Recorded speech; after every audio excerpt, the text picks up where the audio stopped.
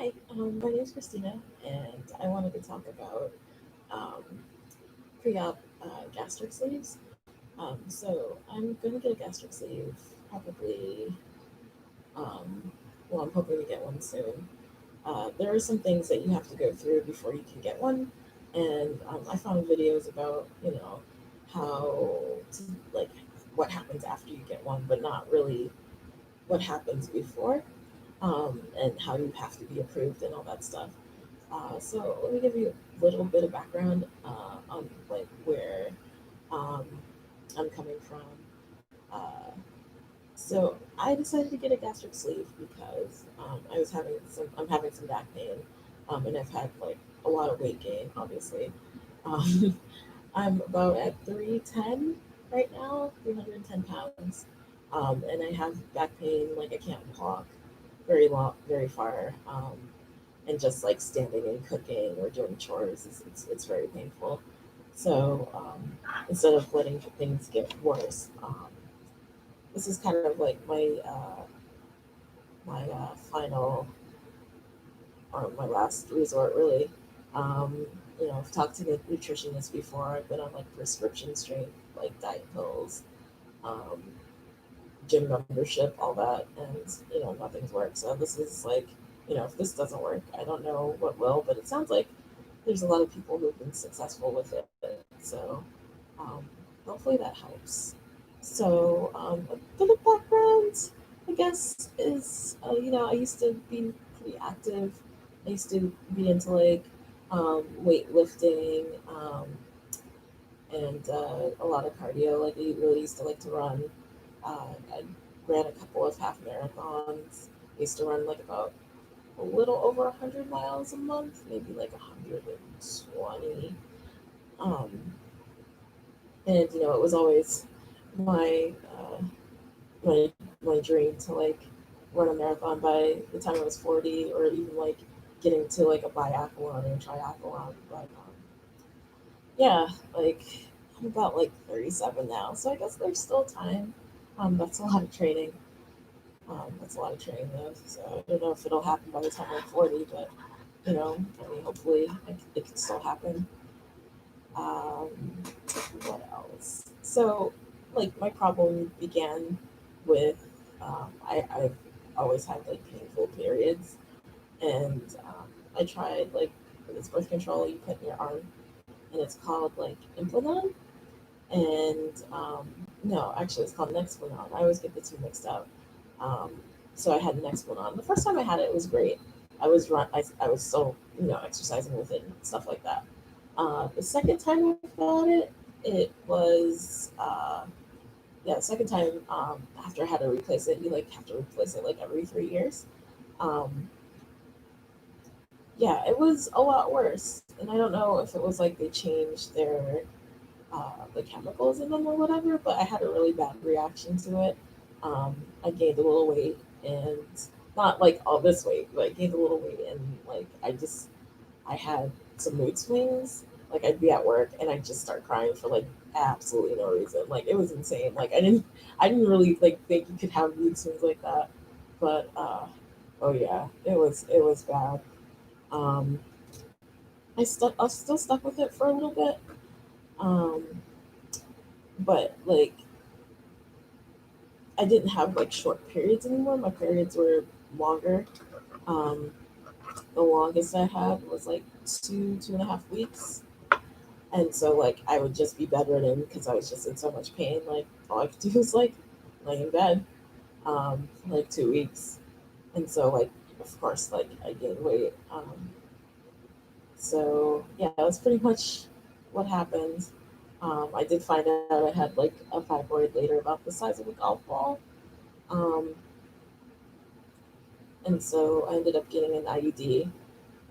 And now the pain's gone and I don't have periods anymore, which is great. So I figured like now's like a great time to like um, try this out, um, try getting a gastric sleeve, and hopefully losing some weight. Like I have tried to exercise and stuff like that. It's really hard with the back. pain, and I can't do what I want. I can't exercise as long as I want. Like just even walking on the treadmill for like 10, 15 minutes, like I'm almost in tears, you know. Sometimes I'm able to push through for half an hour, and that's it, but like it's not really enough. It's not really enough to do anything. Um, so yeah, so this is really my last resort. Um, yeah. So let me think about what I want to say next. I guess I can talk more about like the process. I went into my doctor and or the doctor who was performing, who does those kind of surgeries within my network. And I found out I needed to find out like what the insurance needed for me to have this operation, and the insurance like you there was like two constraints. Like you could either be like over 40 BMI, which I definitely was, or you could be like over 30 something BMI with um, with some other conditions like sleep apnea or insomnia or diabetes or something like that. And those were like what they had, like the constraints they had in order to like perform or pay for the surgery. So luckily I qualified, and I went to the doctor to talk to her about like what what it entailed, and ask her questions. Like I had questions about like how long it takes to recover and if I would be taking vitamins for the rest of my life. And she went through like both of the surgeries that she does. She does like the gastric sleeve, which that's the one I want, and then she does like the gastric bypass. And the difference between the two is like the bypass is like, you move your intestines around, your stomach's way smaller than, a gastric sleeve. Um, and yeah, they sent videos and stuff for me to watch, but like just having her explain it to me and the risks involved, it was a lot. It was really helpful. Um, so yeah, for with the gastric sleeve, they like put a tube down your um, esophagus into your stomach, and they cut around the tube, and that's like your new stomach is like a tube, so that's the sleeve. Um, and I forgot how much food she said I can eat with it, but um, I remember my nutritionist saying like I'm gonna be able to eat like 3 cups of food a day, so that's gonna be interesting. But I have to eat 6 times a day, so yeah. And I was having trouble just eating 3 meals a day. Like I usually just eat two, sometimes just one, um, just because I'm so busy and just trying to like. Sometimes I get distracted and forget to eat. So there was a lot of stuff I went through with my nutritionist that I'll get to later. Um, Stuff I had to do. Um, but yeah, the doctor said like, I was wondering if there was a way for me to avoid getting like the flappy skin, because not that that would stop me from doing the surgery. Like I want to walk again, but it'd be nice um, if I could avoid it, so that I wouldn't have to do plastic surgery. Um, to avoid it. And I like to lift weights, and I was wondering if that was a great way to combat, the extra skin. She said it was, so I'm going to see how it goes. I mean, I know you lose weight so fast that, your skin might not be able to catch up. So hopefully that'll be a good way to try to um, get that from keep that from happening. Um, so like, I guess while I'm going through that, I'll post my workouts and stuff and what I'm doing. Yeah. And hopefully hopefully we'll see the results, we'll see what happens, and see if that's something that you can avoid. um, yeah. um, okay, what else did I talk to her about? The vitamins. Yeah, so the vitamins, I asked her if I will be on vitamins the rest of my life, and I read conflicting things on the internet, like you have to take multivitamins for the rest of your life because you're not getting everything out of your food. And she said at first you're going to be taking vitamins, but she said your body's pretty resilient. Like it'll be able to take what it needs from the food eventually. So that was kind of nice to hear, because I tried taking like multivitamins before, and you know that was when I didn't have to, so um, it was harder to like keep that kind of habit up. But yeah, it's nice to know that I don't have to take them for the rest of my life.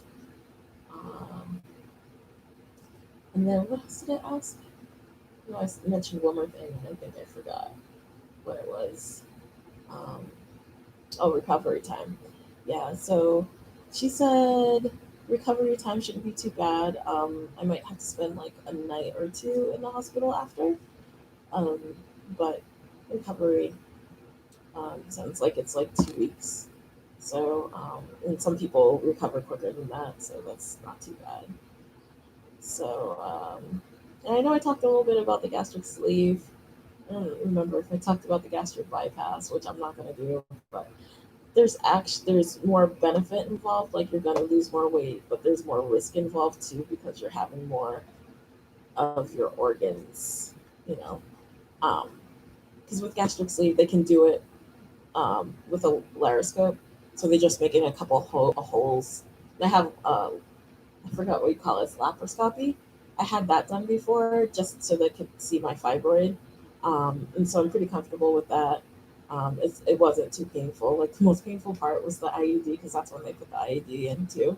And since I didn't have any kids, um, it was really painful. Like I don't know like I read about it before I got it, and people said it wasn't too bad. It was a little painful. No, it was bad. Like I'm glad I was asleep because I mean I was when I woke up from um, the surgery. It That was the only pain I felt. It wasn't any of the incisions they made. It was just that down there, and like I couldn't even walk. So I don't know how I'm gonna get it done next time. Like they're probably gonna have to put me asleep again because I refuse to be awake.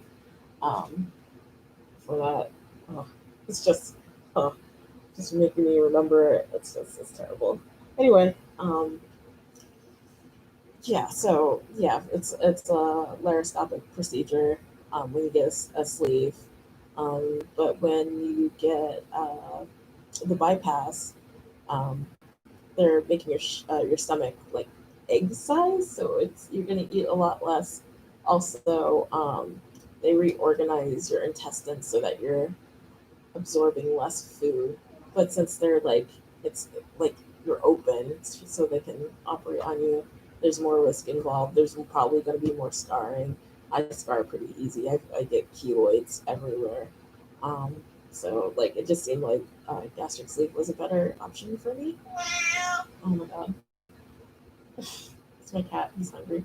Um, I'll get back to him in a minute. Uh, yeah. So to be approved for my um, insurance, I had to see like a psychologist and a nutritionist. The psychologist was really nice. Before I met him, I had like since COVID's going on, I had to do like a virtual meeting with him, which was nice. Just got to stay home and do it over my computer. I had a huge packet I had to fill out. It was like 30 pages or so. Took like 20-30 minutes to fill out. Just asking me about like my relationship with my parents, um, just how I deal with like emotional like eating, like my past health, my family's health and stuff like that. So it was pretty straightforward. Um, the meeting was good. Um, he just kind of like wanted to get a feel for my personality. I just guess he wanted to see how I would adapt um, to losing so much weight because it really does change your life and it's a different mentality that you have. My sister actually, she lost a whole bunch of weight. She's getting married, and she was able to do it on her own. And a hiker, go ahead. And she was able to do it by herself. Um, and she lost a lot of weight. And she's like, "Why didn't you tell me it was like this? Like, it's really different. Like, I look at myself in the mirror and it doesn't look like me." Um, and yeah, it kind of feels like that for me too. Like, I haven't been this big for a long time. Like, not since I was 18, I was this big, and I was able to lose it. Um, when I was taking like Xenadrine, and yeah, actually it worked really well. It's kind of sad that like that had to go, but I guess if people were dying off of it, you know, I don't know. Anyway, um, yeah, so um, I went through the meeting with him, and he really got to know me a little better than I thought he would. And the time frame was like only an hour session, and he really brought up the fact that I used to get my pleasure out of exercising and stuff, and then I had to fill that like hole with eating because I wasn't able to exercise anymore. So hopefully I can flip that around. He approved me for the surgery, and then I had to see my nutritionist. And my nutritionist, she's awesome. She's very easy to talk to. She like helped me set up my goals because there were a few things I had to pass for her before I can have the surgery. So I'm working on those now. So it's a lot of prep before you go into surgery. Um, One of the things that I had to work on was no carbonated beverages, and I don't really drink soda. Like I'll have carbonation in like cocktails sometimes, but primarily like I drink like sparkling water. So that was a hard one to kind of overcome. I ended up just drinking just bottled water and tea. You can drink tea, but it can't be like black tea or anything with caffeine. You can't drink coffee. That doesn't count. Um, it has to be like herbal tea. So I drink ginger tea, like 8 ounces a day. That's another thing you have to drink. You have to get up to 64 ounces, at least for me. Um, my nutritionist said, like, you're going to be drinking a lot of water. I have to get up to 64 ounces a day. And I was nowhere near that. Maybe I was like half of that. Um, so I started like getting these bottled waters. They're like 16 ounces. So I'll drink either 4 of those a day or 3 of those, and I'll have 2 cups of tea, and that'll be like 64 ounces. Yeah, I go to the bathroom a lot. And then she said like the minimum after the surgery is going to be 48 ounces. So I think it's going to be hard to drink a lot and eat a lot. Um, yeah, because I'll need to eat like 6 times a day. It's only 3 cups of food a day, but it's like 6 times a day since you can't fit that much in your stomach. And then the 48 ounces of water, it's going to be like I'm eating or drinking all the time. So that'll be interesting. Another thing was I needed to eat 3 meals consistently. Since I'm going to be eating these 6 meals, I got to get used to eating 3 meals. And like I said before, I was only eating like 1 or 2 meals a day, just because I was like busy or, and the therapist mentioned like, since you're not eating 3 meals, you're probably overeating, in your dinner, and that's not good. So I noticed that, he was actually right. I'm eating less now during my dinners, since I'm eating like 3 meals. Like, I'm still like not totally hungry when I have my lunch, so I'm eating less of that, and I'm not totally hungry when I have dinner, so I eat less of that. So I noticed that right away. Another thing is like you can't be distracted while you're eating because you really have to listen to your body signals. So like there's no TV. I just listen to music. I can't work and eat anymore like I used to do. Like during dinner, me and my husband will just sit at the dining room table instead of watching TV now. We'll just talk to each other, which is nice. Yeah. Another thing you have to focus on is like chewing your food, because like if your stomach is so small, it's not going to be able to handle like big chunks of food.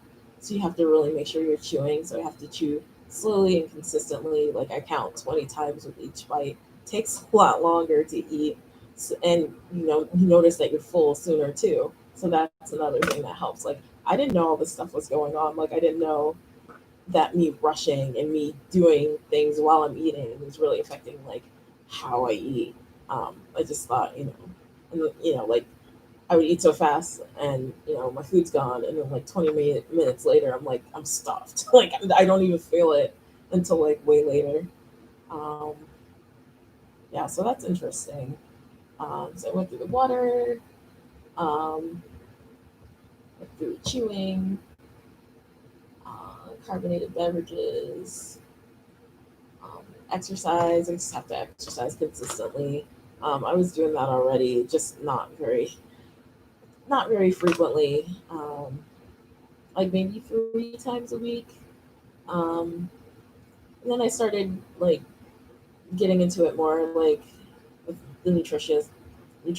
Like we set the goal of like 4 to 5 times a week, so I'm doing that now, just walking on the treadmill. I'm trying to incorporate weights too. I think starting next week I'll start doing more weights. I've just been really short on time this past few weeks. Um, yeah. Let's see what else.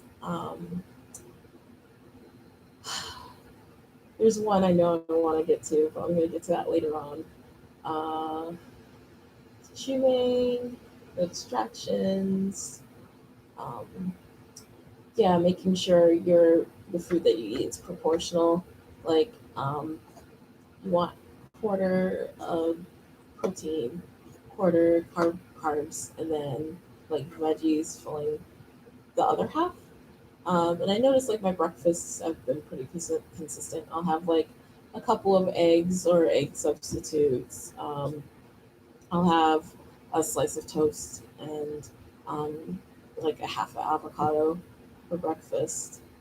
Um, and then lunch is usually like tuna or like canned salmon, or like a tuna sandwich or a turkey sandwich, with some like grapes or olives. I had some really good trail mix once, and I want to do that again with like peanuts and stuff, and then grapes and olives. It was like kind of like a really nice like little bowl of food that you could just like pick at. And I was listening to jazz. I was like, "Ooh, this is nice. I should do this more often." Um, yeah, and okay, so last thing I can remember is just having to give up drinking, and that's what I'm working on now, and it's really hard because I don't really drink to get like buzzed or anything. Like it's just a nice way to unwind after work. Um, I'll have like a margarita after work or after I eat. It's kind of like dessert too, I guess. Um, I'll either have like one of those a day or like not every day or maybe every other day. And then on the weekend, I might go a little more crazy with it.